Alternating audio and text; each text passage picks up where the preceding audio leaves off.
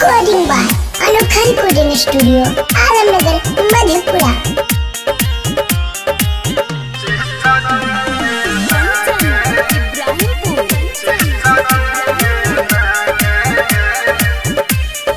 गे जान दिलावा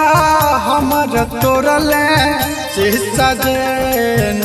गे दर्द करतै टूटल दिलावा सहब के न गे जान दिलावा हमर तोरले शीशा जे न गे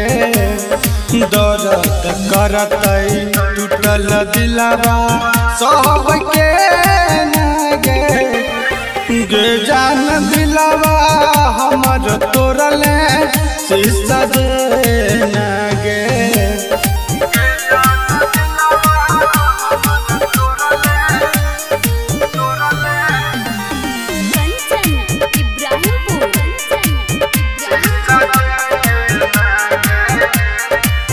बन के धड़कन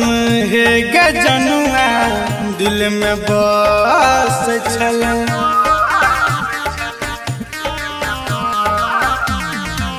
बन के धड़कन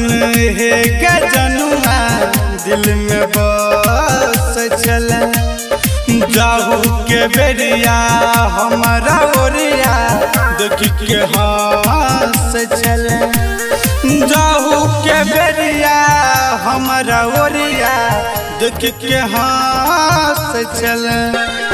तू ही तलुटल हमर सबटा सुख चैन गे दर्द करतै टूटल दिलावा सहब के न गे जान दिलावा हमर तोरले शीशा जे न गे।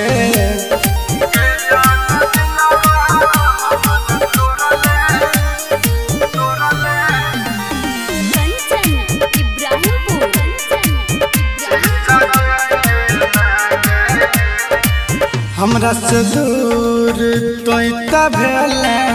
अपन बन के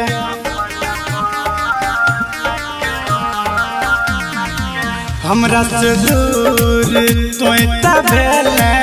अपन बन के हमर आयुष के की मिलल बोल कान के शिवम विनोद के की मिलल बोल कान के गौरव से रहलो अपन तोरा लेना देना गे दर्द करतै टूटल दिलावा सहब के न गे जान दिलावा हमर तोरले